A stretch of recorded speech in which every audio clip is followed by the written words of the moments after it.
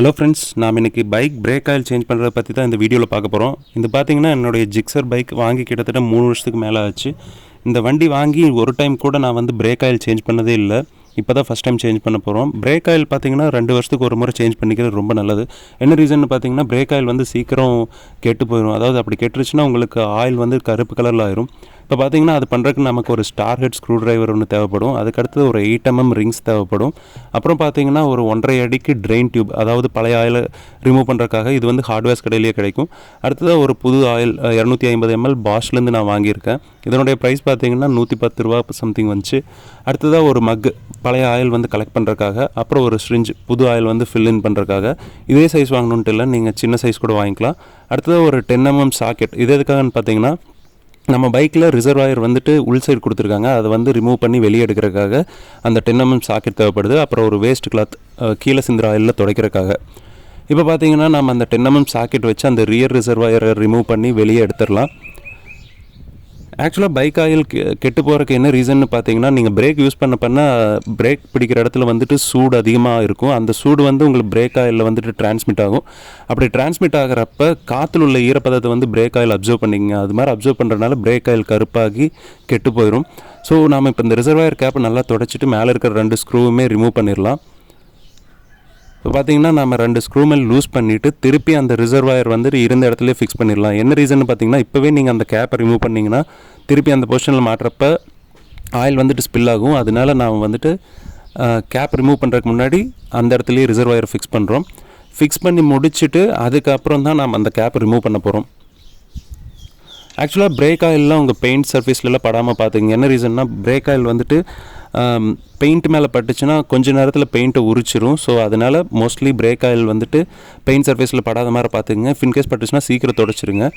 இப்போ பார்த்தீங்கன்னா மேலே இருக்கிற கேப் நாம் ரிமூவ் பண்ணிட்டோம். அதில் பார்த்தீங்கன்னா ஒரு பிளாஸ்டிக் கேப், அப்புறம் ஒரு ரப்பர் டயஃப்ரம் இருக்கும். அதெல்லாமே கேர்ஃபுல்லாக ரிமூவ் பண்ணி ஒரு கிளாத் மேலே வச்சுருங்க. இப்போ பார்த்தீங்கன்னா நம்ம பைக்கில் இருக்க ஆயில் பாருங்கள் எந்த கண்டிஷனில் இருக்குன்னு. கிட்டத்தட்ட இன்ஜின் ஆயில் கலரில் ஆயிடுச்சுங்க, பிளாக் கலரில் ஆயிடுச்சு. இப்போ நம்ம ரியர் கேலிப்பரில் இருக்க இந்த ப்ளீட் ஸ்க்ரூவோட டஸ்ட் கேப் ரிமூவ் பண்ணிடலாம். ஆக்சுவலாக இந்த டஸ்ட் கேப் எதுக்காகன்னு பார்த்தீங்கன்னா, அந்த ப்ளீட் ஸ்க்ரூ ஏதோ ஒரு டஸ்ட்டு போய் அடைச்சிக்காமல் இருக்கிறக்காக அந்த கேப் கொடுத்துருப்பாங்க. நம்ம அதை ரிமூவ் பண்ணிவிட்டு நம்ம அந்த ட்ரெயின் டியூப் வாங்கியிருக்கோம்ல, அதை அந்த ரிங்ஸ் வழியாக வெளில விட்டு இந்த ப்ளீட் ஸ்க்ரூவில் ஃபிக்ஸ் பண்ணிடலாம். அந்த ப்ளீட் ஸ்க்ரூவில் அந்த டியூப்பை ஃபிக்ஸ் பண்ண அப்புறம் இது மாதிரி ரிங்ஸை அந்த 8 mm ப்ளீட் ஸ்க்ரூவில் ஃபிக்ஸ் பண்ணுங்கள். இப்போ பார்த்தீங்கன்னா இன்னொரு சைட் ஆஃப் த டியூப் பார்த்தீங்கன்னா நீங்கள் அந்த மக்கில் விட்டுருங்க, பழைய ஆயில் கலெக்ட் பண்ணுறதுக்காக. இப்போ நம்ம ப்ளீட் ஸ்க்ரூவை லூஸ் பண்ணலாம். ஆன்டி கிளாக் வைஸ் டைரக்ஷன் சுற்றினீங்கன்னா லூஸ் ஆகும். ஒரு தடவை லூஸ் பண்ணிவிட்டு அதுக்கடுத்து நீங்கள் பிரேக் லிவர் பம்ப் பண்ண ஆரம்பிங்க. அப்படி பம்ப் பண்ண ஆரம்பிச்சிங்கன்னா வைங்களா, உங்களுக்கு அந்த ரிசர்வாயர் அப்புறம் அந்த கேலிப்பருக்குள்ள இருக்கிற பழைய ஆயிலெலாம் வெளியே வரக்க ஆரம்பிக்கும். ஸோ அப்படியே ஸ்லோவாக பம்ப் பண்ணுங்கள், வேகமாக பம்ப் பண்ணாதீங்க. ஏன் வேகமாக பம்ப் பண்ண வேணான்னு சொல்கிறேன்னு பார்த்தீங்கன்னா, அப்படி வேகமாக பம்ப் பண்ணிங்கன்னா ஆயில் இல்லாதப்போ நீங்கள் பம்ப் பண்ணுறப்ப அந்த பிரேக் மாஸ்டர் சிலிண்டருக்குள்ளே இருக்க ப்ளஞ்சர் டேமேஜ் ஆயிரும். அதனால தான் சொன்னேன். ஸோ ஸ்லோவாக பண்ண உங்களுக்கு பழைய ஆயில் எல்லாமே வெளியே வந்துடும். ஸோ கம்ப்ளீட்டாக வெளியே வர அளவுக்கு நீங்கள் பம்ப் பண்ணிடுங்க. இப்போ பாருங்கள், நம்ம ரிசர்வாயருக்குள்ளே இருக்க டஸ்ட்டெல்லாம் கிட்டத்தட்ட 3 வருஷமே ஆயிடுச்சு. அதனால தான் இவ்வளோ கண்டாமினேட் ஆகிருக்கு நம்ம பிரேக் ஆயில். இதுதாங்க நம்ம பழைய பிரேக் ஆயிலோட கண்டிஷன். கிட்டத்தட்ட டார்க்கே ஆயிடுச்சு. ஆக்சுவலாக இது லைட் கோல்டு கலரில் இருக்கணும், இல்லைன்னா கிளியர் லிக்விட் மாதிரி இருக்கணும். இப்போ நம்ம அந்த ரியர் ரிசர்வாயரில் இருக்க அழுக்கு எல்லாமே ஃபுல்லாக தொடச்சி எடுத்துடலாம். இப்போ பார்த்தீங்கன்னா கீழ் சைடில் உங்களுக்கு டெபாசிட் ஆகிருக்கும் அழுக்கு, அது எல்லாமே தொடச்சி எடுத்துருவோம். தொடச்சதுக்கப்புறம் பார்த்தீங்கன்னா இது மாதிரி கிளியராக ஆயிரும். ஸோ இது திருப்பி நாம் அங்கே ஃபிக்ஸ் பண்ணிடுவோம். ஃபிக்ஸ் பண்ணதுக்கப்புறம் நாம் வாங்கி வச்சுருக்க அந்த 250 ml புது பிரேக் ஆயில் ஓப்பன் பண்ணிக்கலாம். சீலில் கரெக்டாக இருக்கான்னு பார்த்துங்க வாங்குறப்பவே. வாங்கிட்டு நம்ம இப்போ சீல் ஓப்பன் பண்ணி அதில் இருக்கிற புது ஆயிலை நம்ம வாங்கி வச்சுருக்க ஸ்ட்ரிஞ்ச் மூலியமாக வெளியே எடுக்கலாம்.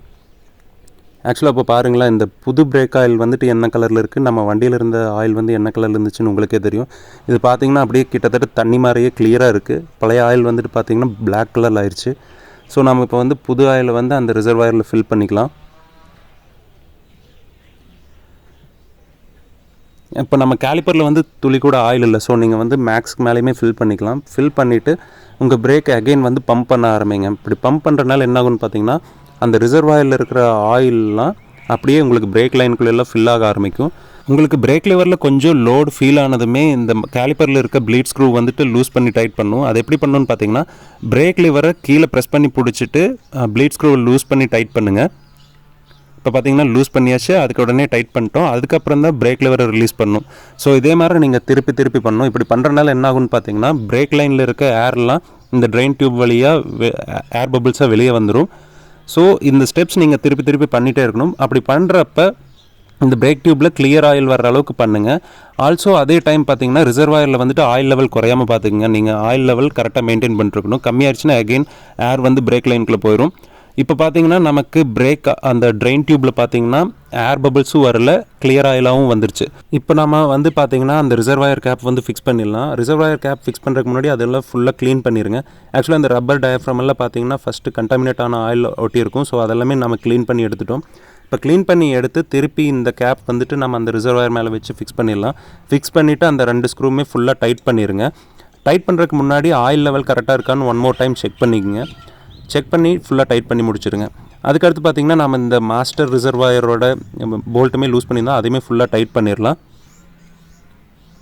இப்போ பார்த்திங்கன்னா நம்ம ஃபுல்லாக அதை டைட் பண்ணி முடிச்சிட்டோம். இப்போது ஒரு பழைய துணியை எடுத்து அந்த ப்ளீட் ஸ்க்ரூ கீழே வச்சு நம்ம அந்த ட்ரெயின் டியூபை கழட்டலாம். எதுக்காகன்னு பார்த்தீங்கன்னா, நான் முன்னாடியே சொன்ன மாதிரி பிரேக் ஆயில் பெயிண்ட் சர்ஃபேஸில் பட்டுச்சுன்னா அது வந்து பெயிண்ட்டை உரிச்சிடும். அதுக்காக தான் இது மாதிரி ஒரு பழைய துணியை வச்சு நம்ம அந்த ட்ரெயின் டியூபை கழட்டுறோம். அங்கே இருக்க எக்ஸஸ் ஆயிலெலாம் தொடச்சி எடுத்துருங்க. தொடச்சி எடுத்துகிட்டு அந்த டஸ்ட் கேப் பழையபடி நம்ம ஃபிக்ஸ் பண்ணிடலாம். இப்போ நாம் பின்னாடி பிரேக் ஆயில் கம்ப்ளீட்டாக சேஞ்ச் பண்ணி முடிச்சிட்டோம். டஸ்ட் கேப்புமே போட்டாச்சு.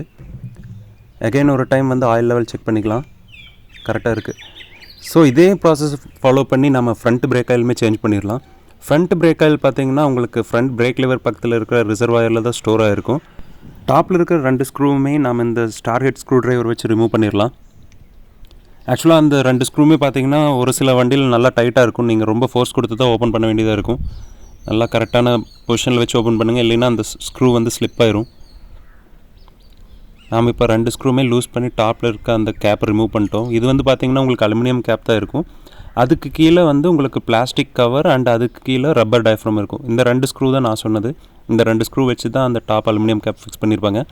இப்போ அந்த வேஸ்ட் கிளாத்தை அந்த ரிசர்வாயர் சுற்றியும் வச்சுட்டு அதுக்கப்புறம் அந்த டயஃப்ரம்லாம் எடுக்கலாம். ஏன்னா ஆயில் ஸ்பில் வந்து நமக்கு பெயிண்டட் ஏரியாஸில் படக்கூடாது, அதுக்காக.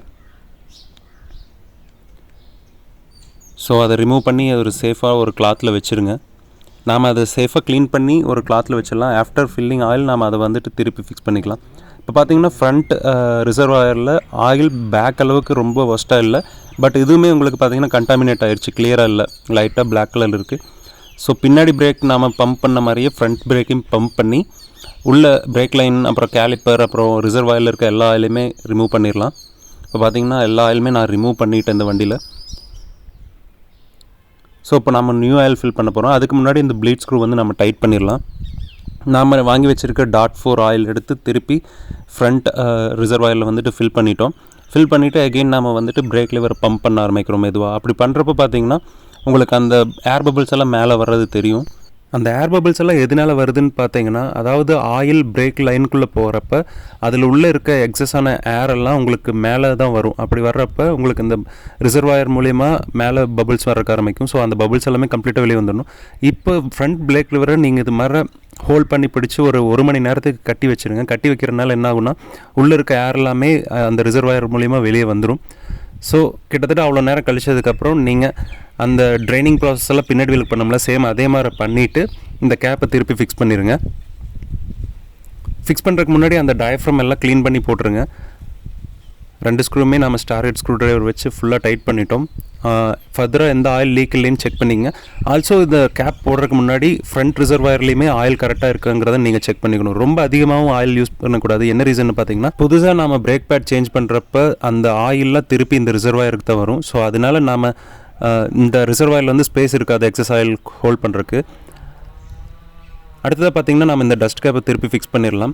இதெல்லாம் ஃபிக்ஸ் பண்ணிட்டோம்னா வேலை முடிஞ்சுதுங்க. ஆயில் மாத்திரம் ரொம்ப சிம்பிளான ப்ராசஸ் தான். ஆயில் சிந்தின இடமெல்லாம் தண்ணியை வச்சு கழுவிடுங்க. ஏன்னு பார்த்தீங்கன்னா பிரேக் ஆயில் வந்து தண்ணியில் கலங்கக்கூடிய தன்மையுடையது. அது மாதிரி கழுவுறனால உங்களுக்கு பிரேக் ஆயில்னால பெயிண்ட் உரியிற பிரச்சனை எதுவும் வராது. உங்கள் வண்டியில் பிரேக் ஆயில் ரொம்ப நாளாக சேஞ்ச் பண்ணாமல் இருந்தால் கண்டிப்பாக சேஞ்ச் பண்ணிடுங்க. இந்த வீடியோ யூஸ்ஃபுல்லாக இருந்திருக்குன்னு நினைக்கிறேன். மறக்காமல் உங்கள் ஃப்ரெண்ட்ஸ்க்கு ஷேர் பண்ணுங்கள். நம்ம சேனலுக்கு சப்ஸ்கிரைப் பண்ணிக்கங்க.